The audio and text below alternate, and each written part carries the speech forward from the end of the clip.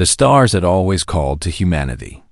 For thousands of years, people looked up at the night sky and wondered what lay beyond. In the year 2347, they finally had their answer. And the answer was terrifying. Admiral Jack Morrison stood alone on the observation deck of his ship, the Defiance. He was a tall man with gray hair and tired eyes. He had served in the Terran Navy for 35 years. He had seen many things in that time, but nothing had prepared him for what he saw on the holographic display in front of him. The message had arrived 3 hours ago. It came on every human frequency at the same time. Every ship, every colony, every communication device on Earth received it together. The sender was the Valdari Dominion, the oldest and most powerful empire in the known galaxy. The Valdari were reptilian creatures who had ruled the galaxy for over 40,000 years. They were ancient when humanity was still living in caves. They had destroyed dozens of species that displeased them. They had burned entire worlds to ash. And now they had turned their attention to Earth. Jack read the message again, hoping he had misunderstood. He had not. The message was simple. Humanity was declared a contamination, a disease that needed to be removed from the galaxy. The Valdari had assembled a fleet of 8,000 warships at the edge of human space. Earth had 30 days to surrender completely. Every human would become a slave of the Dominion. Those who refused would die. After 30 days, if humanity did not surrender, every human world would be destroyed. Every man, woman, and child would be killed. The human species would be erased from existence. The door behind Jack opened. Commander Laura Briggs walked in. She was younger than Jack, with short brown hair and sharp eyes. She had been his second in command for 5 years. He trusted her more than anyone else in the fleet. Laura stood beside him and looked at the display. Her face was pale. "The intelligence reports confirm it," she said. 8,000 ships. Maybe more. It is the largest fleet the Valdari have assembled in 10,000 years. Jack nodded slowly. "What about the Galactic Concord?" "What are they saying?" The Galactic Concord was the alliance of spacefaring species in the galaxy. Humanity had joined it 50 years ago as its newest and smallest member. Jack had hoped that the other species would help defend Earth. He had hoped wrong. Laura pulled up another display. The Helix Collective has offered to take 10,000 human refugees. They say they cannot do more without angering the Valdari. The Crystalline Assembly released a statement expressing deep concern. The Marsh Confederation says they will pray for us. Everyone else is staying silent. Jack laughed, but there was no humor in it. 10,000 refugees. Out of 42 billion humans. How kind of them. "They are afraid," Laura said. "They have seen what the Valdari do to species that oppose them. They do not want to be next. So they will watch us die instead." Laura did not answer. There was nothing to say. On Earth, the response was chaos. People filled the streets in every major city. Some were crying. Some were screaming. Some were praying to gods that seemed very far away. The news networks played the Valdari message on repeat. Experts came on television to explain what it meant. But everyone already knew what it meant. It meant death. President Daniel Carter sat in the emergency bunker beneath the White House. He was a calm man, known for his steady voice and careful decisions. But even he felt fear crawling up his spine as he looked at the reports on his desk. His advisors sat around the table, their faces showing various stages of grief and panic. "We could try to negotiate," said Secretary of State Andrew Mills. "Perhaps if we offer them something valuable, they will spare some of us." "You do not negotiate with the Valdari," said Admiral Morrison, who was attending the meeting through holographic projection. "I have studied their history. They do not make deals. They do not show mercy. When they say they will destroy us, they mean it. Then what do you suggest? Andrew asked. We cannot fight them. Our entire fleet is less than 500 ships. They have 8,000. The room fell silent. Everyone knew he was right. The math was simple and brutal. Humanity could not win a war against the Valdari. No one could. President Carter stood up and walked to the window. Even underground, the bunker had screens that showed the sky above. He looked at the stars that humanity had worked so hard to reach. When I was a boy, he said quietly, my grandfather told me a story. He said that when the first humans faced extinction, when the ice covered the earth and food was scarce, they did not give up. They fought. They adapted. They survived. He said that was what made humans special. Not our intelligence, not our tools, our refusal to die. He turned back to face the room. I did not call this meeting to discuss surrender. I did not call it to discuss negotiation. I called it to discuss our response. The advisors looked at each other in confusion. Sir, Andrew said carefully, with respect, we have no response. We cannot fight 8,000 warships. President Carter smiled. It was a strange smile, cold and knowing. That is what the galaxy believes. That is what the Valdari believe. And we worked very hard to make them believe it. He pressed a button on the table. The holographic display changed to show a classified file that none of the advisors had ever seen before. The file was labeled Omega Protocol. Defense Secretary Michelle Torres stepped forward. She was a small woman with dark hair and eyes that missed nothing. She had kept this secret for 20 years, waiting for the day it would be needed. That day had come. Ladies and gentlemen, she said, for the past 150 years, humanity has been hiding something. While we smiled and traded with the galaxy, while we played the role of the young and harmless species, we were preparing for this exact moment. She activated the display. What appeared made several people in the room gasp. The galaxy thinks they know humanity, Michelle continued. They think we are weak. They think we are prey. They are about to learn how wrong they are. The room stared at the display in stunned silence. Everything they thought they knew about their own civilization had just changed. And somewhere in the darkness of space, 8,000 Valdari warships continued their slow approach toward Earth, completely unaware of the surprise that awaited them. The truth about humanity's secret had its roots in the early days of first contact, when human ships first met alien vessels 180 years ago. There had been celebration on Earth. People danced in the streets. Scientists wept with joy. Religious leaders spoke of a new chapter in creation. Humanity believed they were joining a community of peaceful explorers, a fellowship of species united by curiosity and cooperation. They were wrong. The first human diplomats learned the truth quickly. Ambassador George Palmer was among them. He was sent to observe a meeting of the Galactic Concord, to learn how the galaxy worked before humanity officially joined. What he saw changed him forever. The Valdari representative stood before the assembly. He was tall and covered in dark green scales. His eyes were yellow and cold like a snake.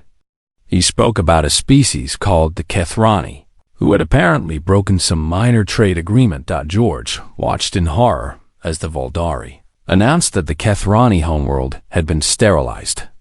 9 billion lives ended in a single afternoon. The representative spoke about it the way someone might discuss removing weeds from a garden.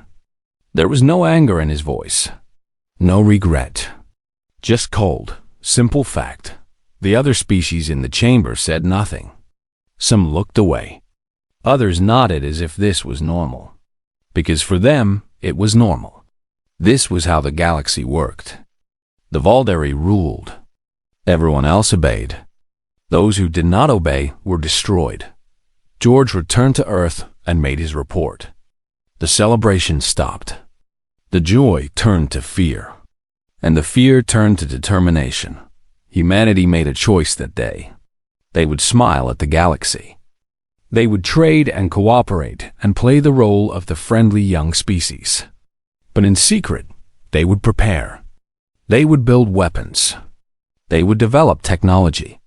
They would make sure that when the day came, when the Valdari turned their cold eyes toward Earth, humanity would be ready. That was how the Omega Protocol was born. Admiral Jack Morrison descended into the underground facility on Mars. The elevator dropped for nearly 10 minutes, going deeper than any official records showed. Lara Briggs stood beside him, along with a small team of officers who had been cleared for the highest security level. When the doors opened, Jack stopped breathing for a moment. The chamber was enormous. It stretched so far that he could not see the other end. The ceiling was lost in shadows high above, and filling this impossible space were ships. Thousands of ships hanging in magnetic cradles, waiting in silence. These were not the small frigates and modest cruisers that humanity showed to the galaxy. These ships were different. They were sleek and angular, with sharp edges that seemed designed to cut through space itself. They looked predatory, dangerous. Hungry. Dr. Megan Walsh greeted them at the entrance. She was an older woman with white hair and gentle eyes that hid a fierce intelligence. She had dedicated her entire life to this project. Her parents had worked on it before her, her grandparents before them. "Welcome to Site 7, Megan said. "This is one of 12 hidden facilities across human space. What you see here is the result of 150 years of secret research and construction." Jack walked toward the nearest ship. Up close, it was even more impressive. The hull seemed to absorb light. The weapon systems were unlike anything in the official Terran fleet. "We call them Reapers," Megan explained. "Each one is faster, stronger, and more heavily armed than anything the Valdari have. The technology comes from two sources. The first is our own innovation.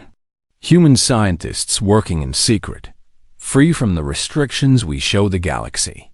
And the second source?" Lara asked. Megan smiled. "The Precursors. The Precursors were the great mystery of galactic history. They were an ancient civilization that had existed long before the Valdari. According to official history, the Valdari had destroyed them 50,000 years ago. It was this victory that established Valdari dominance. It was the foundation of their power. But the official history was a lie. The Valdari did not destroy the Precursors, Megan said. "We found evidence of this decades ago, in ruins that the Valdari thought were empty. The truth is that the Precursors destroyed themselves in a civil war. By the time the Valdari arrived, there was nothing left but ruins and corpses." She led them deeper into the facility, past rows of waiting Reapers. The Valdari found Precursor technology and claimed it as proof of their victory. But they never understood it. They never improved it. Their weapons today are the same weapons they had 40,000 years ago. They have been standing still while the galaxy feared them. "And we have not been standing still," Jack said. "No, we have not. We studied the Precursor ruins in secret. We reverse-engineered their technology. We improved upon it. And we built." She stopped in front of a display showing a map of the galaxy. Red dots marked the location of hidden human facilities. 12,000 Reapers across all sites. Hidden shipyards that can produce more. Weapons platforms disguised as mining stations and research outposts. The galaxy thinks humanity has a fleet of 500 ships. The truth is closer to 15,000. Lara shook her head in amazement. "How did we keep this secret for so long?" "Carefully. Very carefully. Everyone who works on the Omega Protocol knows the stakes. One leak, one mistake, and the Valdari would have destroyed us before we were ready. So we waited. We built. We prepared." Megan led them to a separate chamber, smaller than the main hangar but still impressive. In the center sat a device unlike anything Jack had ever seen. It was spherical, covered in symbols that seemed to shift and move when he looked at them directly. Warning signs surrounded it in every human language. "This is the part one hoped we would never need," Megan said quietly. "We call it the Echo." She activated a display that showed technical specifications. Jack understood enough to feel his blood run cold. The Echo is a weapon that tears holes in space and time itself. When activated, it creates a cascade reaction that destabilizes the fabric of reality in a localized area. The effect is total destruction, not just of ships or buildings, but of everything. Matter, energy, even the space they occupy. "A doomsday weapon?" Jack whispered. "A deterrent. We have 47 Echoes positioned throughout the galaxy. They are completely undetectable by any known technology. If the Valdari destroy Earth, we can destroy everything they have ever built. Every world, every station, every ship. We can end their civilization with a single command." The room was silent. The weight of what Megan was describing pressed down on all of them. "We built these weapons to prevent war," Megan continued. "The Valdari rule through fear. They believe no one can hurt them. But we can. We can hurt them in ways they cannot imagine. And when they understand that, when they truly understand what we can do, they will have a choice. Leave us alone or die with us." Jack stared at the Echo. It hummed softly, as if aware of his presence. "You are asking us to threaten the entire galaxy with extinction." Megan met his eyes. "I am asking us to survive. The Valdari have given us two choices. Surrender and become slaves, or fight and die. The Omega Protocol gives us a third choice. Make them afraid. Make them understand that destroying humanity will cost them everything." She turned back to the weapon. "Sometimes, Admiral, peace can only come from strength. And sometimes, the only way to stop a monster is to become something even more terrifying." Jack looked at his officers. He saw fear in their eyes, but he also saw determination. He saw hope. Humanity had spent 150 years building their secret strength. Now it was time to show the galaxy what they had created. The Valdari wanted humanity to fear them. They were about to learn what fear truly meant. The Valdari did not believe 40,000 years of dominance had made them blind. They had watched President Carter's broadcast. They had seen the footage of the Reaper fleet. They had heard the threat of the Echo weapons. And they had convinced themselves it was all a lie. Supreme Commander Kethral stood before the War Council on Valdari Prime. His generals and admirals surrounded him, their scaled faces showing various levels of doubt and concern. "The humans are clever," Kethral admitted. "They have created impressive footage. But it is impossible for such a young species to have built such weapons without our knowledge. Our spies are everywhere. Our sensors cover every sector. If the humans had 12,000 warships, we would have seen them." Admiral Vex raised a cautious hand. "Supreme Commander, our scouts have confirmed unusual energy readings near the Sol system. There may be truth to some of their claims." Kethral dismissed this with a wave. "Some hidden bases, perhaps. A few hundred ships at most. They have exaggerated their numbers 100 times over to frighten us. This is what prey does when cornered. It puffs itself up and makes loud noises." He looked around the chamber. "The Valdari do not retreat from prey. We do not apologize to inferior species. If we show weakness now, every species in the galaxy will begin to question our authority. We must crush the humans completely and publicly, to remind the galaxy what happens to those who defy us." The Council voted to proceed with the attack. On day 31 of the ultimatum, the Valdari fleet entered the Sol system. Admiral Jack Morrison stood on the bridge of the Defiance. The ship had been secretly upgraded with Reaper technology. It was no longer the modest cruiser that official records showed. It was now a predator wearing the skin of prey. Lavra Briggs stood at the tactical station, watching the enemy approach on the holographic display. 8,300 ships confirmed, she reported. They are approaching in standard Valdari formation. Arrogant as ever. Jack nodded. The Valdari used the same battle formations they had used for millennia. They saw no need to change. Nothing had ever challenged them seriously before. Let them come deep into the system, Jack ordered. I want them fully committed before we spring the trap. Send the signal to all Reaper groups. Prepare for emergence on my command. Across the solar system, in hidden bases beneath moons and inside hollowed asteroids, human crews powered up their ships. 12,000 Reapers hummed to life, ready for the moment they had been built for. Supreme Commander Kethral broadcast his message as his fleet approached Earth. He stood on the bridge of his flagship, the Eternal Dominion, largest warship in the galaxy. Humans of Earth. His translated voice boomed across all frequencies. Your bluff has failed. Your desperate lies have not fooled us.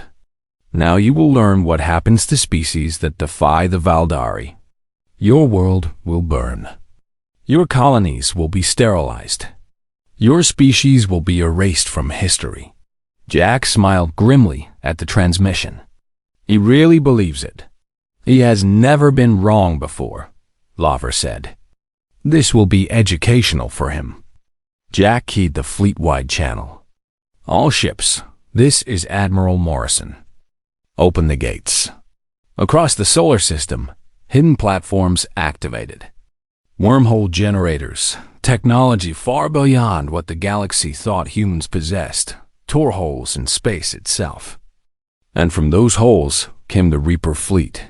Ships emerged by the hundreds, then by the thousands. They appeared behind the Valdari fleet, beside it, above and below it. Within 60 seconds, 12,000 human warships had materialized in perfect formation, surrounding the enemy on all sides. On the bridge of the Eternal Dominion, Kethral stood frozen. His officers were screaming reports at him, but he could not process what he was seeing. The holographic display showed his fleet completely encircled. The human ships outnumbered his own, and they were not the primitive vessels he had expected. These were something else entirely. This is Admiral Morrison of the Terran Defense Force, Jack broadcast. You have entered human territory with hostile intent. You have exactly 60 seconds to power down your weapons and surrender unconditionally. Kethral found his voice. Rage replaced shock in his ancient mind. The humans had surprised him, but the Valdari were still the masters of galactic warfare. His ships had destroyed countless enemies before. They would do so again. All ships, attack formation, he commanded. Destroy them all. The Valdari fleet opened fire. Plasma cannons that had burned worlds lit up the darkness of space. Missile batteries launched thousands of warheads. The full fury of the galaxy's greatest military power was unleashed on the human fleet, and the humans barely noticed. Reaper shields absorbed. The Valdari barrage like rain falling on stone. The enemy weapons, unchanged for 40,000 years, simply could not penetrate human defenses.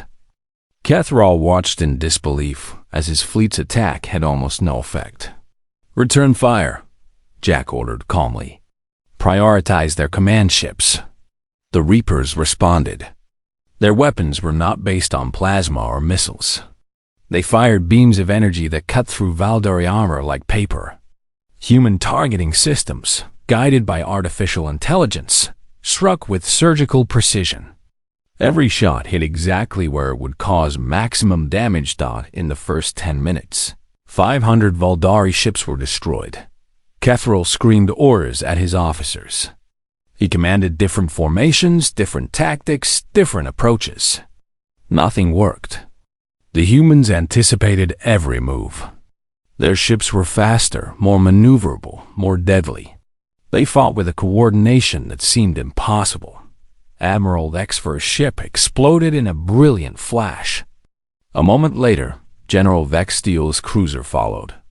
One by one, the commanders who had voted for this attack were paying for their arrogance. The battle lasted 4 hours. 4 hours of desperate Valdari attacks and calm human responses. 4 hours of watching the greatest fleet in galactic history be systematically dismantled. When it was over, 6,000 Valdari ships were debris. The remaining 2,000 had surrendered. Supreme Commander Kethro was among the captured.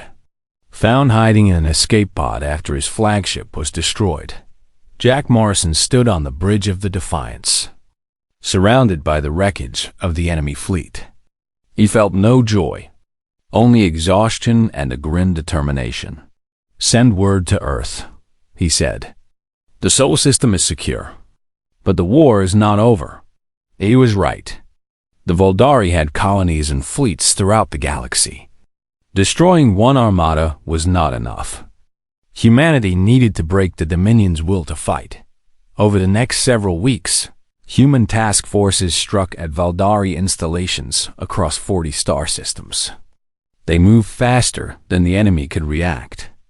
They hit targets the Valdari thought were secret. They destroyed shipyards, fuel depots, and military bases. The galaxy watched in amazement. The species they had thought was weak was dismantling an empire that had ruled for 40,000 years. But some, Valdari refused to surrender. They gathered their remaining forces at 3 fortress worlds, determined to make a final stand. Each fortress was heavily defended, protected by thousands of weapons platforms and millions of soldiers. The Valdari commanders there believed they could hold out. They believed that, eventually, humanity would tire of war and negotiate. They were wrong. President Daniel Carter made the decision himself. He did not make it lightly. He spent a full night alone, staring at the stars and thinking about what he was about to do. Then he gave the order. 3 echo devices activated simultaneously. On 3 different worlds, space and time tore apart. The fortress worlds did not just explode. They ceased to exist. The stars they orbited flickered and destabilized. Everything within the affected areas simply vanished, leaving behind only gravitational scars where planets had once been. 6 billion Valdari died in those 3 moments. It was the largest loss of life in galactic history. Daniel Carter addressed the galaxy again, his face showing the weight of what he had done. "We did not want this," he said. "We asked for peace. We asked for respect. We were refused. We warned the Valdari what would happen if they attacked. They did not listen." He paused. "The echo weapons are still in position throughout the galaxy. We could destroy every Valdari world. We could end their species entirely. But that is not what we want. We want peace. We want to live alongside the other species of this galaxy as equals. Nothing more." His voice hardened. "But make no mistake. If the Valdari continue this war, we will continue to respond. And if anyone else in this galaxy thinks they can threaten humanity and escape consequence, remember what you have seen today." The message was clear. Humanity had shown they could destroy everything, but they had chosen restraint. They had proven their power and offered mercy to those who accepted it. The remaining Valdari leadership understood. They had no choice.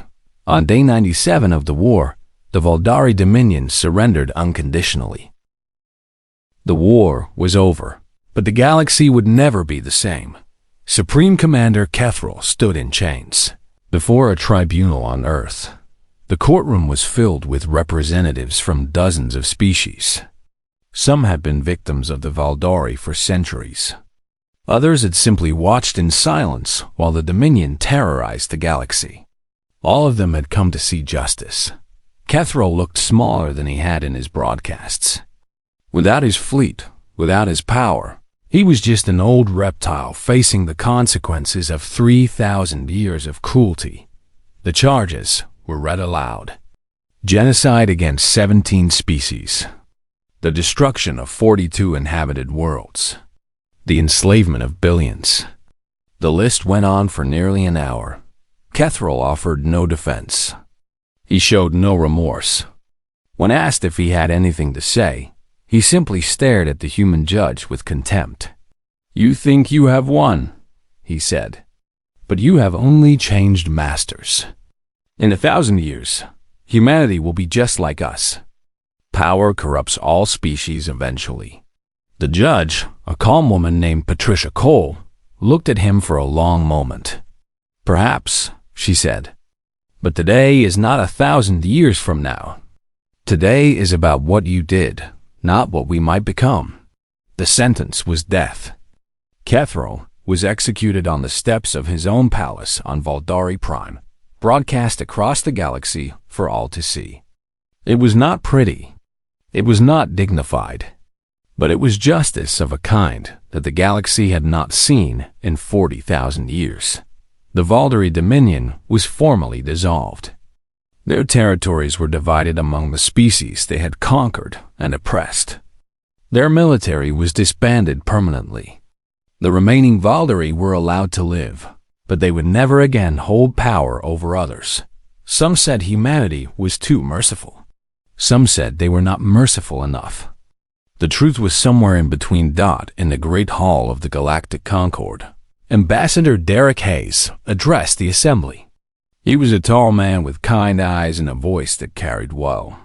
He had spent his career building bridges between species. Now he had to build something far more important. For thousands of years, this galaxy has been ruled by fear, Derek began. The Valdari sat at the top, and everyone else lived in terror of displeasing them. That era is over. But simply removing the Valdari is not enough. If we want lasting peace, we need to build something new. He looked around the chamber. He saw fear in many eyes. Fear of humanity now. Fear that one tyrant had simply been replaced by another. I know what many of you are thinking. You watched us destroy the most powerful empire in galactic history. You saw us use weapons that can tear apart star systems. And you wonder if we are any better than the Valdari. Derek paused. It is a fair question. And here is my answer. Yes, we have power. More power than any species should probably have. But power is not the same as intention. The Valdari used their power to dominate and destroy because they enjoyed it. They wanted to rule. They wanted others to bow. His voice softened. We do not want that. We never wanted that. We built our weapons because we had no choice. We used them because the Valdari forced us to. And now that the war is over, we want only one thing. To live in a galaxy where no species has to fear destruction simply for existing. He outlined humanity's proposal. A reformed galactic concord with new rules. No species would be allowed to threaten another with extinction. All members would be required to defend any member under attack. The strong would protect the weak instead of preying on them. The reactions were mixed. Some species embraced the proposal eagerly. They had waited millennia for someone to stand up to the Valdari, and humanity had done what no one else could. Others were skeptical. They had seen empires rise and fall before. Pretty words at the beginning often turned to tyranny in the end. But in the end, the proposal passed. The galaxy had seen what humanity could do. They had also seen what humanity chose not to do. When the Valdari surrendered, the humans could have destroyed them all. They did not. That restraint meant something. Over the following decades, the galaxy transformed. Species that had lived in fear for thousands of years discovered freedom. Trade routes that had been controlled by the Valdari opened to everyone. Worlds that had been forbidden became accessible. Science and art flourished in ways they never had under the Dominion's shadow.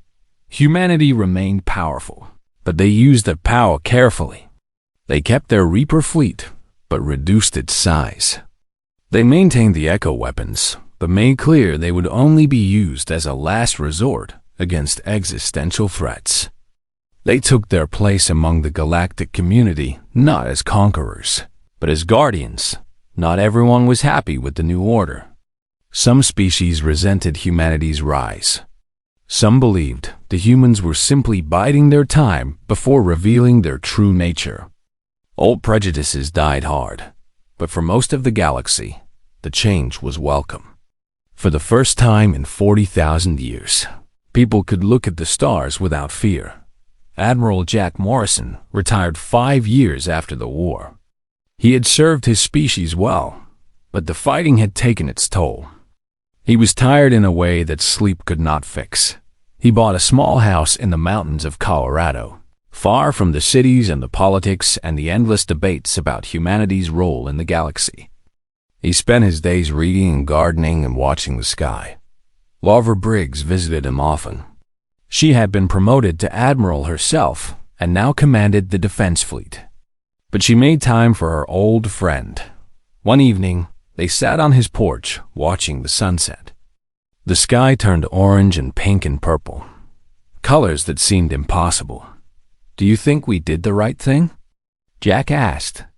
It was a question he had asked himself many times. Lara considered it carefully. "I think we did what we had to do. The Valdari were not going to let us live. They made that clear.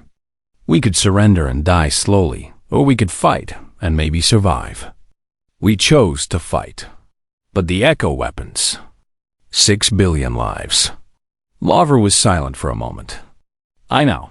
I think about it too. But they were going to kill 42 billion of us. Every human everywhere. Men, women, children. All of us. The Valdari made that choice, not us." Jack nodded slowly. He had told himself the same thing many times. Sometimes he even believed it. "What about the future?" he asked. Kethral said power corrupts all species eventually. What if he was right? What if humanity becomes what we fought against? Lara smiled. "Then I suppose someone will have to stop us. Just like we stopped them." She looked up at the stars beginning to appear in the darkening sky. "But I do not think that will happen. We remember what it was like to be weak. We remember what it felt like when the galaxy abandoned us. We remember the fear and the desperation and the knowledge that we might not survive. That memory will keep us honest, I think. At least for a while." Jack followed her gaze to the stars. Somewhere out there, human ships patrolled the trade routes. Human diplomats negotiated peace treaties. Human scientists worked alongside aliens who had once ignored humanity's pleas for help. The galaxy was not perfect. It would never be perfect. There would be conflicts and misunderstandings and the occasional crisis that threatened to spiral out of control. That was the nature of intelligent life. Different species with different needs would always find reasons to disagree, but there was also hope. For the first time in 40,000 years, hope was something the galaxy could afford to feel. Humanity had sent its message to the stars. They were not prey. They were not victims. They were survivors who had learned the universe's hardest lesson. Sometimes, peace could only be won by those willing to wage war.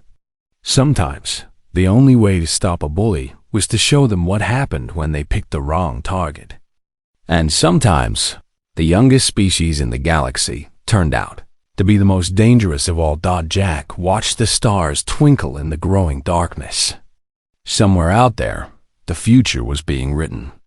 And for the first time in human history, humanity would help write it. The war was over. The hard work of peace was just beginning. But if there was one thing humans were good at, it was rising to meet impossible challenges. They always had been. They always would be. And the galaxy would never forget the day a small blue planet sent its message to the stars and changed everything forever.